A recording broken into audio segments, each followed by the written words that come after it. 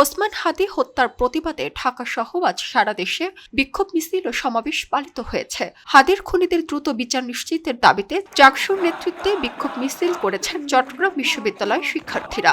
শুক্রবার বাদ জুমা বিশ্ববিদ্যালয়ের কেন্দ্রীয় শহীদ মিনার থেকে বিক্ষোভ মিছিল বের হয়।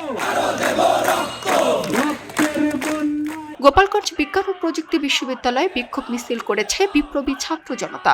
এ সময় বিশ্ববিদ্যালয়ে জয় বাংলা চত্বর নাম পাল্টে শহীদ হাদি চত্বর নাম রাখেন তারা।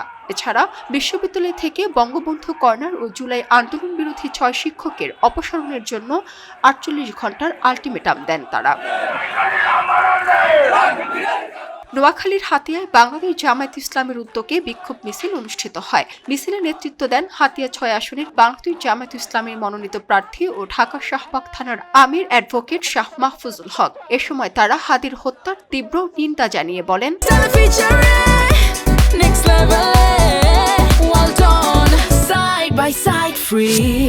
একমাত্র ওসমান হাদির সেই অসমাপ্ত লড়াইয়ে শরীক হবার আহ্বান করতে, যেই অসমাপ্ত লড়াই ওসমান হাদি শুরু করেছিলেন, যেই লড়াইয়ে অশ্রু নয় রক্ত ঝরাতে হয়, যেই লড়াইয়ে সম্পদ নয় জীবন বিসর্জন দিতে হয়, যেই লড়াইয়ে শোকের বার্তা নয় দ্রোহের আগুন জ্বালাতে হয়।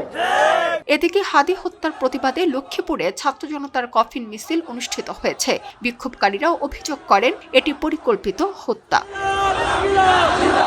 হাদির হত্যাকারীদের বিচারের দাবিতে ঢাকা চট্টগ্রাম মহাসড়ক অবরোধ করে বিক্ষোভ করেছেন সাধারণ ছাত্র জনতা।